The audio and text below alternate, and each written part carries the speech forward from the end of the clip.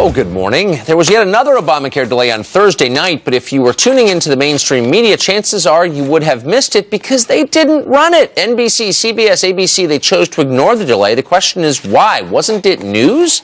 Here to tell us is Catherine Tim. She's from campusreform.org. Catherine, this doesn't qualify. If you go to any of those channels and look at the soft features on there about arthritis or whatever they were doing that day, they ignored Obamacare? Well, actually, this isn't new. A lot of the problems that conservatives have been trying to bring up with Obamacare since 2009, such as, for example, even if you like your plan, you might not be able to keep it, right, are going ignored. We're brushed aside saying, oh, conservatives just want to push old people off of cliffs, or they want old people to get sick and die. They don't care. So a lot of these things are getting ignored. There's been delay after delay. There's been all these problems.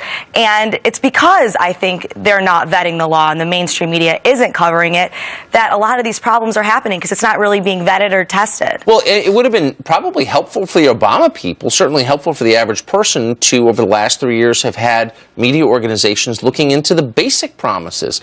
For example, as you just pointed out, are you going to be able to keep your health insurance? Anybody who took some time to look into this would have discovered probably not. Right. Well, the good news is that because these problems conservatives have been trying to warn about are starting to happen, those sources that are ignoring them, people are trusting those sources less and turning to alternative sources and blogs like Campus Reform because they are not trusting the mainstream media narrative. We have students coming to us all the time saying, I didn't know Obamacare was going to cause me to lose my student health insurance.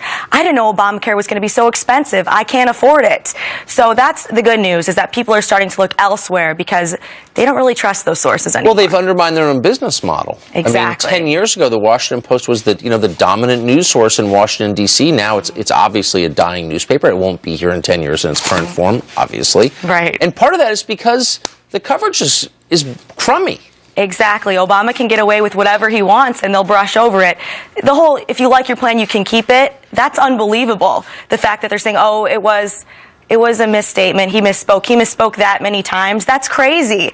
And these problems are going to continue if he's not being vetted and his statements, he's just allowed to say whatever he wants. It's only going to get worse and worse. And more people are going to start turning to alternative news sources for their news. Yeah, they think they're helping the president. They want to help the president, but actually it doesn't help to have a lapdog press because it makes you flabbier. Exactly. You've certainly seen that. Catherine, thanks a lot for joining us. Thank you. Yeah. Merry Christmas. Merry Christmas. Well, coming up.